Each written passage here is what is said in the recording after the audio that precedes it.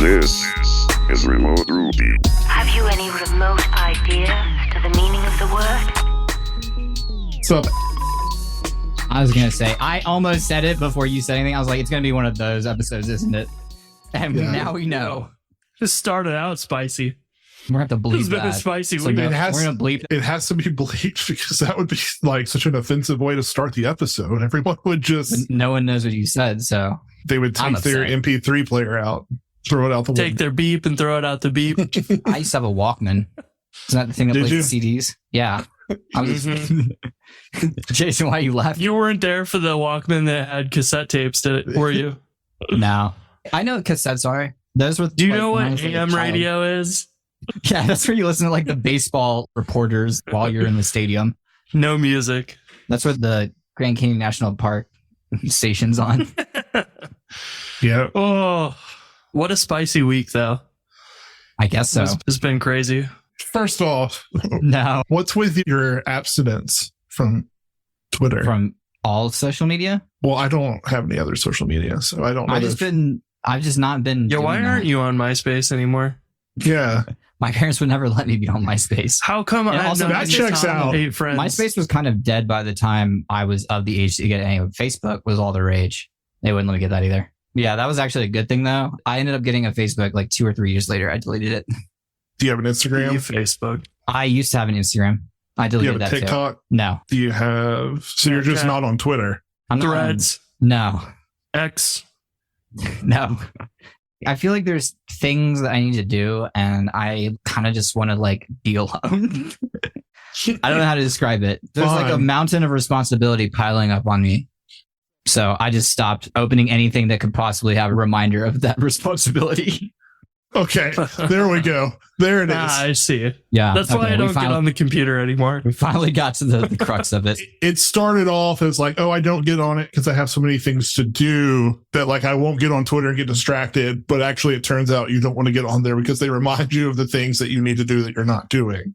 Yes. Yeah. But Yeah. I feel like there's going So to you're, be a turnaround soon. whoa, Yeah, finally. that changed within like 3 hours. It did. And so has my mood. Oh, But we'll find out next week. sweet Andrew. Sweet Andrew got what he Yeah. needed. I'm a tortured soul. Tortured by Yeah. the You United poor States thing. government. I know how you feel about that. I know how you feel about me feeling about that. I was on a call with Andrew earlier, and no less than 5 times did he bring up a topic and be like, Jason, you know how I feel about that. You did know how I feel about that. And you know how I feel about this because we talked about how I feel about this. I can't help that I'm in tune with my feelings. Well, now that you got your Twitter pills back, I'll get back to shit posting. Don't you worry. I'll be back. I'll be back real soon. Monday might be the resurgence. you missed a hell of a week. Dude, I missed a hell of a month. No kidding. What's been happening over there? I heard something about TypeScript, but I didn't look into it No, because I didn't care. You It got that seems like wrong. most people commenting on it also didn't look into it. That was part of the joy of So toxic tech backs- Twitter. I need backstory. we're not using CoffeeScript anymore. And that I has heard about upset that. the internet. It upset me. Yeah. I never wrote a line of CoffeeScript. It was already dead by the time I started writing code. So is TypeScript. DHH. Oh, no. DHH declared it dead this week. They declared it dead like months ago. Didn't Rich Harris give like a talk about Svelte and we all agreed that JSDoc was better? Yeah, I missed all that, but No, you didn't because You we did. had an episode about it. I must not have been there. Well, someone on this podcast and I talked about JS. Chris and I definitely talked about it for a while. Because I remember we talked about it once because I didn't know what it was or something. Like I'd That was never, I right up- that was heard right when the it happened. words, but I had never used it or anything. Still haven't though. I learned about it this week when Marco recommended it when TypeScript was yanked out of Turbo. I told you about it, record speed. Jason. I don't. He doesn't listen to you. Oh wait, is this a thing? Yes, this this is the thing. That's the yeah, thing. when we were pairing, yeah, Yes. you were like, "This is why I do this." Yeah, Yes, where I told you about all the optional type hinting and I showed you and I was like, isn't this cool? I was like, what if we use this more? And you were like, I'll take that into consideration. Well, now I know. definitely did not say that. Said it in my head. Yeah, I probably said, "Oh, that's cool," and you thought, "We're about to use this." No, I've actually been colluding behind your back to use this with one of our other coworkers. Which one? Diogo. Oh, if Diogo recommends it, I'm in. But not if I recommend it. I hope everyone heard the subtext of that very loud. There's no subtext. I'll explicitly say Okay. that if Diogo Still recommends valued. something with JavaScript, That's why I don't go on social media anymore. I've been tagging you like every day. Oh, so if I open my app, there's going to be some mention. I can't wait. It'll be like There's a a good mention. surprise for whenever There's I a open. picture. Oh, really? That's just, yeah. I'll have to check it out one day. Do you really not know what all went on?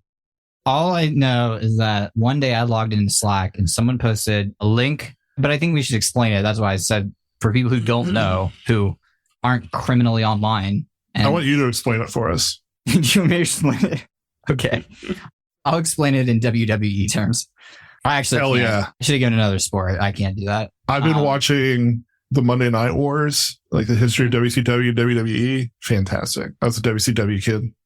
All I know is that one day I woke up and someone posted a link in Slack and it was linked to a PR from DHH on the Turbo repo, I think, or some on the Stimulus repo, one of those two. Yep. Turbo.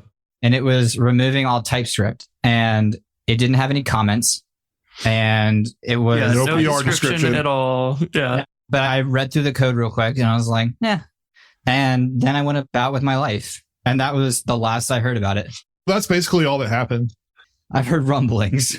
So they removed TypeScript, and I'm going to go ahead and say I don't really care about I actually TypeScript do care, or fun not. fact. Okay. I don't care about the language itself.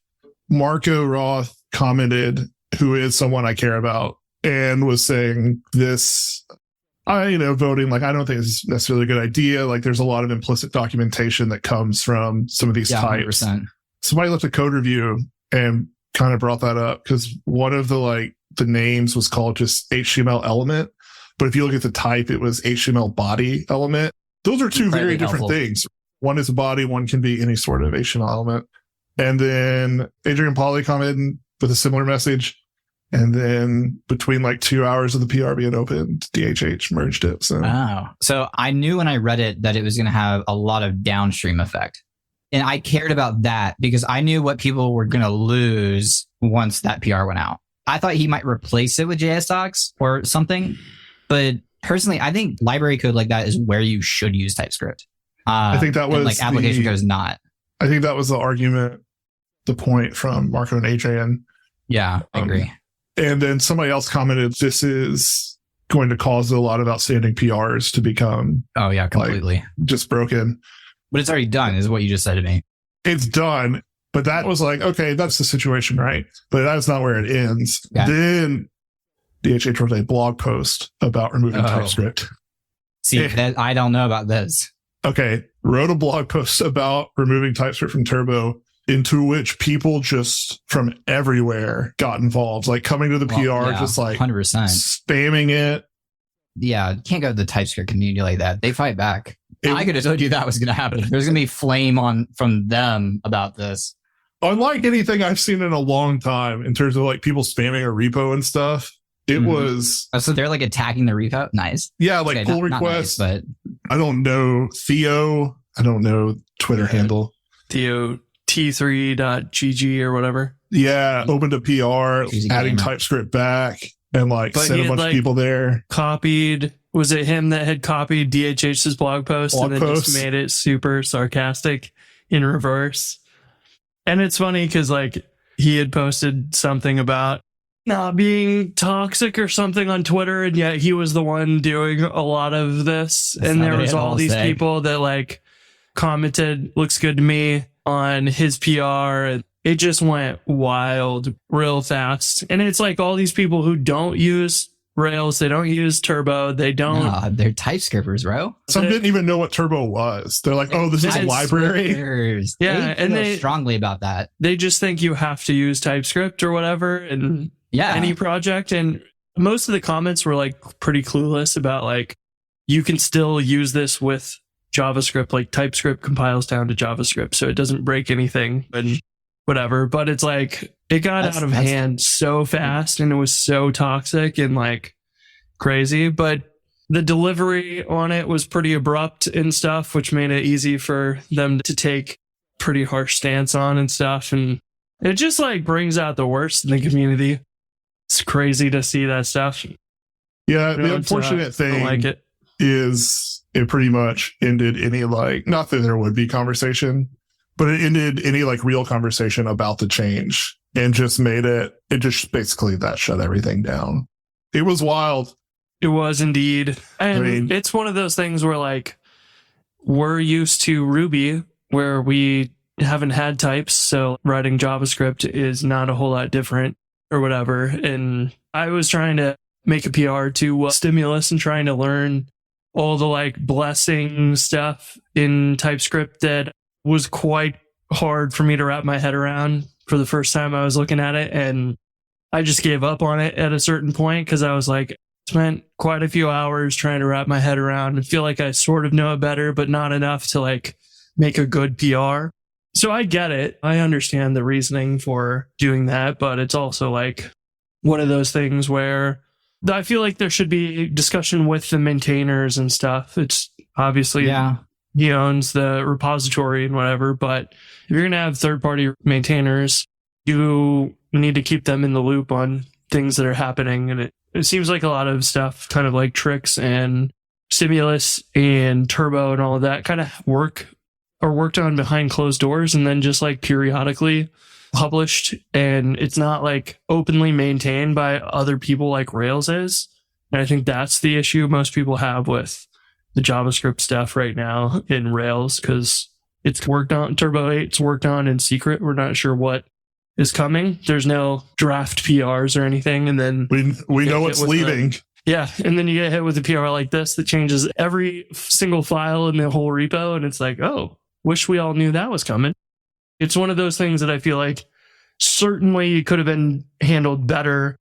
I think it'll be easier for me to contribute in vanilla JavaScript, but at the same time, it's like, it feels like one of the biggest weaknesses in the Rails community right now, where like these are shipped as core features of the Rails framework, but they're not getting maintained the same way that the Rails framework is itself. And if we can get that more in line, so we've got more maintainers, more regular updates and releases and things, then that would be a huge win for us, because it feels like quite a battle right now.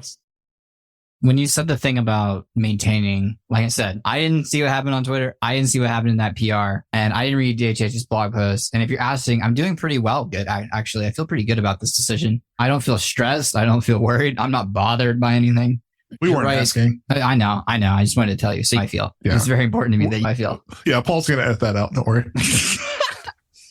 To its credit, it will make the ability to, like, if you think about the people who are most likely to work on those libraries, as in Rails developers, and the majority of Rails developers are not writing TypeScript. And you, as a very senior Rails programmer, like, yeah, I would have contributed to Stimulus, but I couldn't figure out my way around the TypeScript. So there is like an underlying benefit here that it will be possibly easier to contribute. It'll be easier for other people to review as well. And that's where I kind of go back. I don't have a preference if it uses TypeScript or not, because I don't work on Turbo. And so that's why I do empathize with Marco, because like, who is a maintainer, stating that, and then not even really getting a chance for discussion. And then especially not getting one after the dogpiling came on. Yeah, and that's unfortunate that happened, right? Because the people who have to clean that up aren't the ones that probably made the mess. But I think the JS dog, I don't know what will happen. Again, I'm not going to contribute to Turbo probably, so it probably don't affect me. I'm just a user of it. But I think the JS stock compromise is interesting too, if that would help. I think they can be exported somehow. I can't really remember how all that works, but the only problem with this is like, we do lose in our application code if we were taking advantage of something like that. And I have dived into the TypeScript of Turbo to specifically find like the type of element. So that is an unfortunate loss that we are going to have to take. But like you just said, I'm not contributing to Turbo. You're not contributing to Turbo. So yeah, it just leaves Chris. I mean, it hasn't hit Stimulus yet, but it will. I have a feeling it will. It will. And yeah, it'll be interesting. I feel like, frankly, it doesn't matter what you write it in as long as the maintainers are happy with it. But it's also like clear split between the people at Basecamp or 37 Signals who are working on it separately from the open source maintainers like Sean Doyle and Marco, the big contributors there that have been third parties. That really sucks for them to be like, hey, we feel like we're a part of something and contributing to it, and then like, oh, just got the whole rug pulled out from under us. That I feel is very unfortunate and shouldn't happen and shouldn't be encouraged or anything like that. But it is a weird state where these projects are like technically open source, but they're not treated like an open source project like you would expect. They're just, hey, here's some code we've written for ourselves internally, and you guys can all check it out, but we're going to do what we want to do with it, which may or may not align with what you want to do. And yet they're marketing for Turbo and Hotwire and all that. It's like, hey, here's a new framework. And it's like, yeah, but you're not acting like it's a framework. You're not treating it like a proper open source project. So I hope that changes. That's the real gist of it. The whole like toxicity that we saw was like really, really bad. It's one of those where I'm like, oh, good. I'll stay further away from TypeScript if this is the type of community around it. That's why I like Rails. Rails has some really wonderful people. And I want to keep it that way and not encourage that toxicity in our community, because good Lord, it was some nasty stuff. I just want to call it two things. That number one, that community is probably bigger at this point because I'm including part of the JavaScript community in that as well. So there's no doubt. Yeah. No doubt. Yeah, probably. And by factor of that, you have a lot more people and a lot more opportunity for people like that to exist unconfronted. But I have seen my fair share of toxicity in the Rails community. So I'm sure that some of those comments in there were not coming from just them. So I think everyone needs to work a little bit on that. Yeah. Anyways, I don't know. I don't want to dwell on all this too much, but what could have gone completely under the radar and just been like communicated, but to make a PR with zero description, and this was like a blog post. It's a power move, dude. Yeah. And then I couldn't quite tell if it was like prep for their once announcement that they did the same day. Did you guys see that? They're selling like applications that you buy one time. I don't know. Maybe they're bringing back WinRAR or something. I thought they were taking on IBM. I didn't really read that either. No, I just thought they were going to be selling server racks that I could like install in my house. They're going to be selling like one-time purchase software, and you get the full source code and stuff for it. They were selling hardware. So it's interesting. I understand. What hardware do you think they were going to sell? I thought they were literally selling you a starter pack to build your own server, like to run your business on. Like framework, but for servers? No, I'm talking about like literally the racks and like the actual boxes. They're really taking the cloud exit seriously. Yeah, and no, we started stamping our own steel, making screws. We bought a metal lathe so we could start making screws. That's literally exactly what I thought. I literally thought they were like, hey, we built our own server, so now we're going to give you the pieces to build yours. Well, apparently I need to reread whatever I read because it wasn't obviously, cool. Good to know. The gallon plastic bag of resistors and a soldering iron, you can get that for $100. Just a big ass instruction. Now they're going to be selling software with the source code and everything included. So it's like basically trying, which is, somebody on Twitter was like, oh, this is funny. The company Basecamp, who brought SaaS into the mainstream, is now like going the opposite direction and saying like, hey, by now you could have owned that software and we're going to sell it one time. So I'm curious to see what they do with it. It'll be really interesting to see. Business. No, it's like selling software, like buying.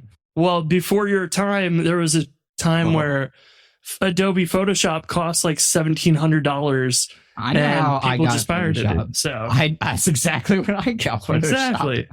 So they're trying to like bring it back that way, like on-prem, run software on-prem. Who knows what's going to come out of that? It sounds like it'll come out before the end of the year. It's just teaser right now, but reminded me that watched some video yesterday that Rockstar, who makes like Grand Theft Auto and stuff, has published their Steam games, the old games on Steam now. And the old games used to have the protection to make sure that like your Max Payne CD-ROM was in the drive. And you could download the cracks that were like, oh, we'll patch out that code so it like just trust the CD-ROM is in there. Apparently, they've been shipping that with their own actual games on Steam. They don't have the source code or something or the time to go like recompile their old executables. They're just using like Razor 1911 cracks of the executables and shipping that on Steam. I was like, this is Just wild. selling the cracked version of their own game. Yeah. Amazing. Absolutely nuts. Amazing.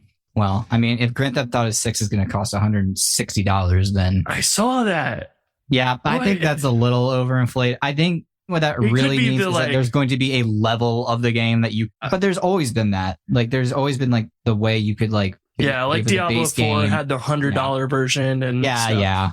And like the original GTA 5, like you could get like a hat. Like there was like special editions of the game you could buy. Yeah, Yeah. there's always been those with the collector's editions, and you get like the Grand Theft Auto duffel bag or whatever. That one, yeah.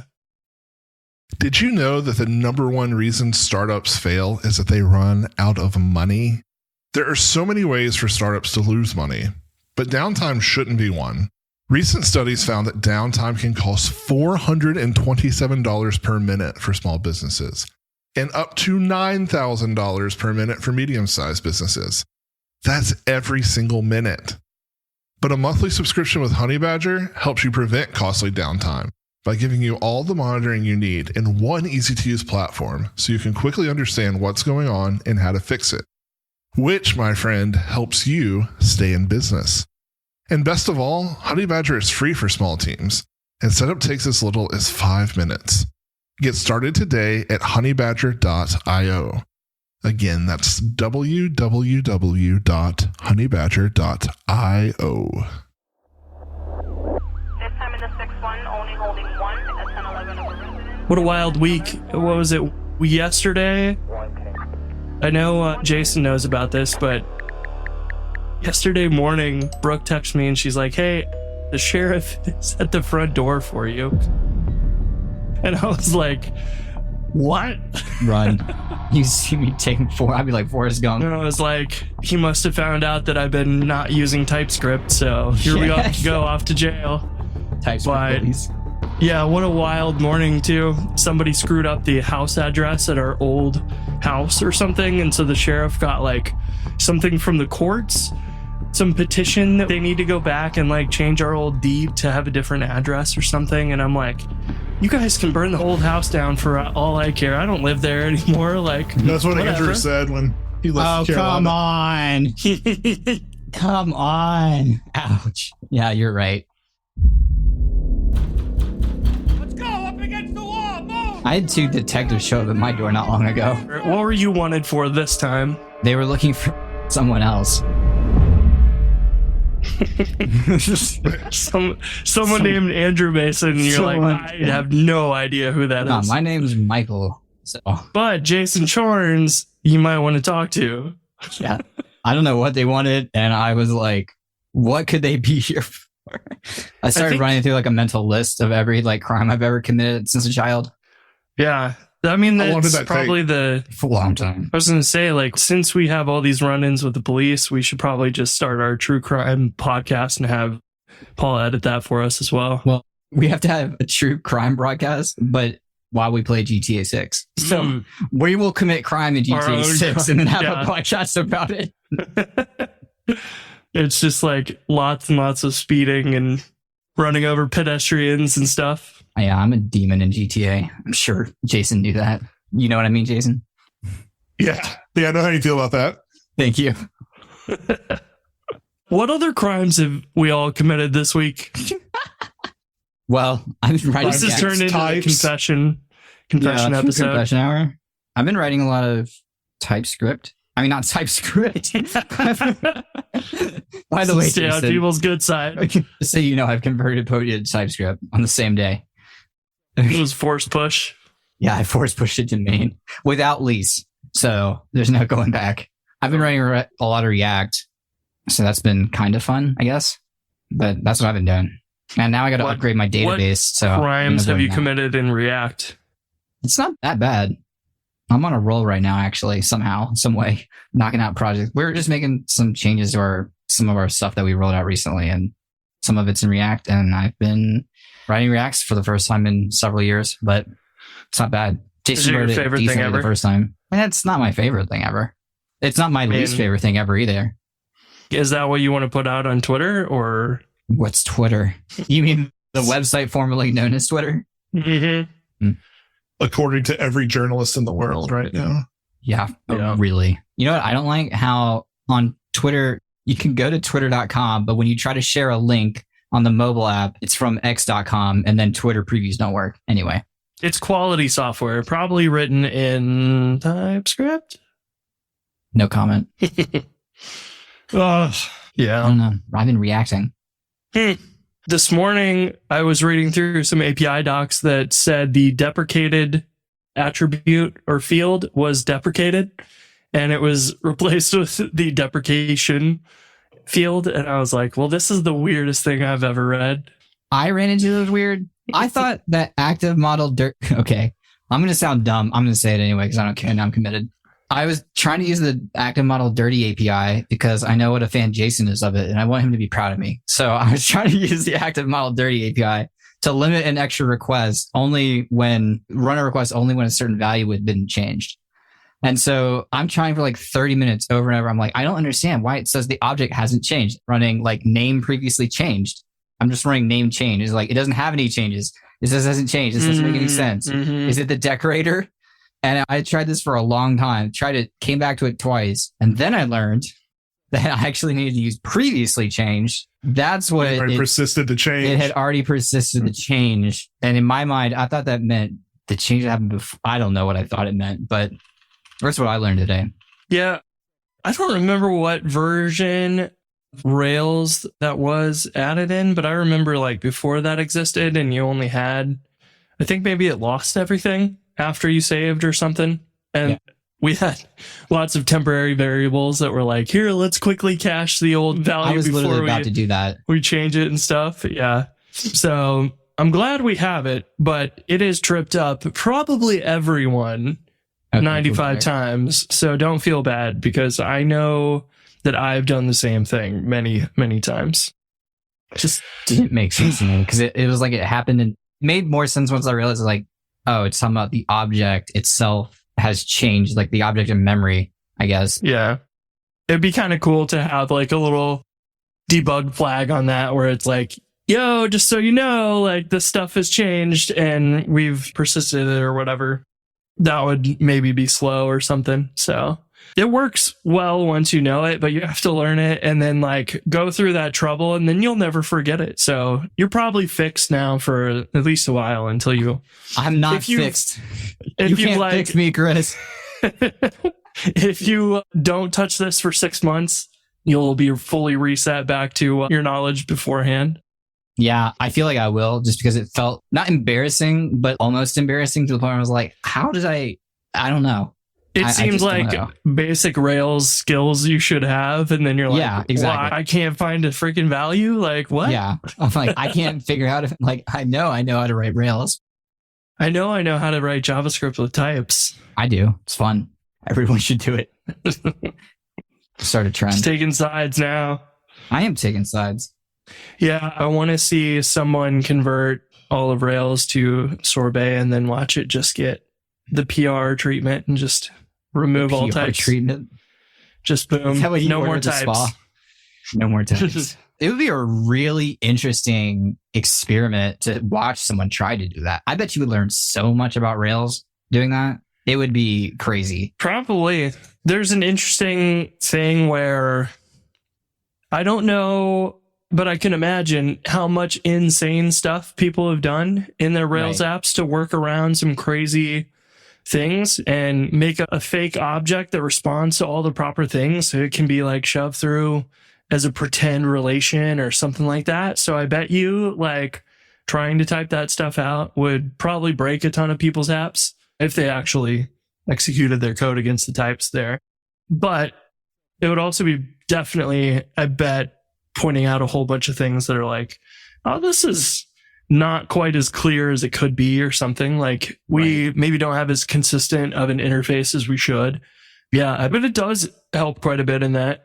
But that's also partially one of the things where some of the arguments on using types were like, what do you do when there's 10,000 developers working on this project? And like, yeah, Rails is a project with tons and tons of contributors.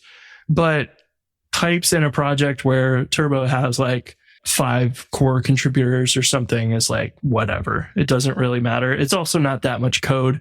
So types are a lot lesser value there, but also looking into stimulus and seeing how the like metaprogramming magic works in there for the values APIs and outlets and targets and all that cool stuff. There's a lot in there, and that's way more complicated than you might be used to if you're just writing non-metaprogramming in JavaScript. It's wild. So I can see why that could be pretty useful to keep track of that stuff. Yeah. If I'm in a really complicated area of code that I need to understand quickly, the first thing I do is I will go through the methods and add like yard docs to the top of them with like the param types. And that can give you such a clear picture of like how data is being passed. Oh my God. That will give you such a clear picture to how data is being passed around the application. Jason, it is Charnes. What the hell? Boring. He said boring. I'm sorry. I'll never speak again. Yeah, this will be a silent podcast from now on. This is our moment of silence for TypeScript. Press F to pay respects. There it is. There it is. Sorry, I can't stop talking. Peacock. That's why we have a podcast, right? Yeah, basically. Oh, yeah. Jason, what are you doing? I have been trying to speed up sending notification emails. Types could probably help. Types could help. Yeah, that would solve all my problems. From the sounds of it this week. More. When you have a community on Podia, you can have members of that community. And those are 2 different types of people. You have like members, and then you have the people who like own the community. And when you click things like try to do a profile or click manage notifications, those go to different places depending on what user you are. And so I want to batch send emails. I want to send them in batches to our email sending service. But in order to do that, I first had to make all those URLs be dynamic. So I had to implement substitution data based on what type the recipient is. And then once I did that, I had to rework a mailer to send to 500 people at a time through our service. So is that the batch maximum or whatever? Because otherwise SMTP is the slow way to send emails, because that's one at a time and all the headers and everything. And luckily you can do the template and API version with probably most email services these days. Yeah, we have a custom delivery service built for Smart Post. So we have like a entire infrastructure built around Action Mailer. And so had to do a little bit of surgery to make it work. So yeah, it's working, I think. By it's working, I mean it's sitting in a PR ready to work. So yeah, boring. It is boring. That's why I didn't bring it up. But you asked me what I was working on. But we talked about this a little bit last week too. Last week was a different one. I didn't listen to you guys last week. Oh, we know. Yeah, we do know. I mean, it was so boring. We know. A little message for you in there. Yeah. We know you didn't listen to it, Chris. I wondered. Yeah. But I didn't wonder that hard. The episode title is actually what you were supposed to tell us if you had listened to the episode. Busted. Buried the lead in there. Yeah. It's okay. I'm happy you didn't find out. We'll see. I've been so busy we got this fun little thing for Rails World that we're working on that will be a surprise. But I got to start working on my Rails World talk now, because I can't believe it's less than a month away already. Wild. Have you booked your ticket yet? Yes. You did? I don't believe it. I wish y'all would stop giving my man such a hard time. Dad took care of me over the weekend. That's wild. Unbelievable. I got it. Something that I forget when we paired, but John Nunemaker and I were chatting. He was telling me how like feature flags could be used for like an admin access in your applications. Effectively, It's just like, this user has access to that. Almost the same thing as giving them a role or whatever. And he was like explaining kind of feature flags you can use for way more. They're almost the same thing as a role in a way. you don't want to necessarily roll out admin access to 10% of users or anything like that. But it's almost the same thing. And I was like, whoa, that totally makes sense. And I've just like thought of them as very separate things, but they're like almost the exact same thing. It's just a toggle that you check. But I thought that was a pretty interesting. Like you're then relying on Redis instead of your database. Well, I mean, it depends on Flipper has an active record. Yeah, I forgot about that. You're right. Yeah, because I actually, when Chris tweeted that, don't they? Yeah, when Chris tweeted that, actually, that was my first thought. It was like, I wouldn't want to rely on Redis for that. But that's like we use Redis with Flipper at Podia, but they have an active record one, which would make that scary. Yeah. The reason I guess for context why I said that is because at some point, if you have all these Flipper calls and you're only relying on Redis, you can wind up in a situation where you're making way too many calls to Redis. Yeah. In there. Yeah. Not that we have any experience with that. They don't belong in your routes file. I know that. I didn't add that. Whoa, no judgment zone. Maybe I did. Because then you're like, oh, is the feature flag of admin on? Then we'll respond to the admin route. Yeah. Not a wise move. No, not if you're using Redis. Yeah. Nate Berkopek posted about that too. I forget what exactly he tweeted, but he was talking about that, like the performance of that. And a lot of that is like the latency of going to your Redis server. Redis itself is like super duper fast, but if it's on your same machine, it's not a problem. If you're doing the network latency in between, then yeah, it can definitely become a problem. And it's kind of the same thing as talking to your database. It's like your database can be fast, but if it's on another server, you just by default add a few milliseconds to every single request. And so it adds up pretty fast, especially when your target's like 200 milliseconds or less to build a request. Like that's not easy in a lot of cases. We were joking about the feature flags and like, technically, if you think about it, then being logged in is just a feature flag. I mean, actually, you know what? Right? I don't know. It's just a flag stored in your session cookie. I mean, it really is because it's just your ID. Yeah. I think Flipper is an app of gem I can't live without, or some type of feature flagging library because it's so helpful. Like, yeah, I guess it depends on how far you want to take it, though. Without it, you flip. Yeah, flipping branches is really what you mean. I saw that. So what? The bird is the word. the bird. It's the word.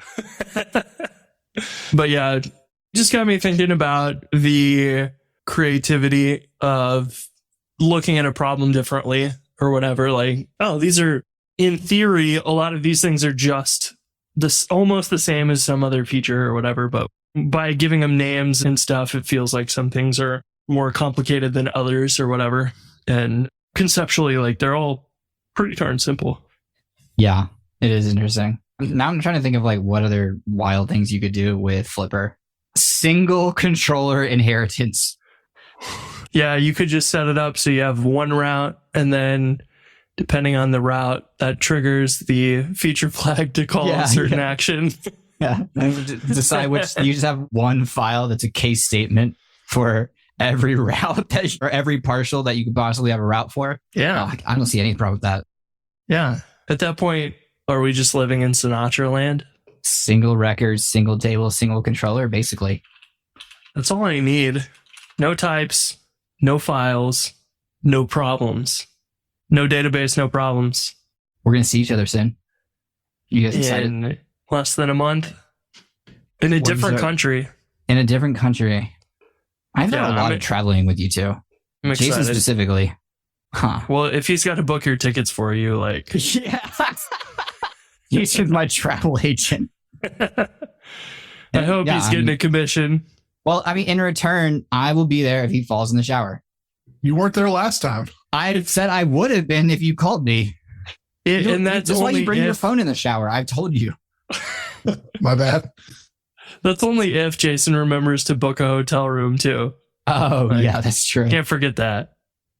I mean, luckily, as a speaker, conference books the rooms for us, so can't make that mistake this time. Yeah, no surprise hotel bills the day of. That'll be fun. I'm looking forward to it. I've never been to Amsterdam. We know that we'll have to keep you out of trouble. You really might have to. Yeah, I'm a free bird. I've never been to Europe before, so I'm excited to see what that's like. Yeah. I've been to Germany twice and Sicily once and never to anywhere else in Europe. And I'm looking forward to adding another place to the list. But I really want to just like go over and then be there for a month and then just like take the train to different countries and stuff. Yeah. I think that'd be a blast. Or the real trick is if you buy and order a custom Porsche, like you order a 911, you can actually go pick it up at the factory in Germany or wherever it is. And then they'll let you drive it around Europe for as long as you want. And then you bring it back and they'll put it on the boat and then ship it to the US and then you get it finally. But you can like for free-ish or whatever. Free-ish? Are you you're still explaining paying your tax evasion plan to us? Paying a couple $100,000 to buy this car, but at least you don't have to ship your car to Europe or like rent one. Yeah. But maybe you can get the keys from DHH on one of his sweet, I was sweet going to say, rides. is the Autobahn anywhere near Amsterdam? I don't know. I mean, There's an inner Ricky it's Bobby inside drivable, me. right? We can get there eventually. I want to go fast. Yeah, We should we'll have go to the Nürburgring. We should do a group activity where we go bungee jumping. Oh yeah, I'm in. You guys can't. I've already done skydiving, and that is the last time I will do that.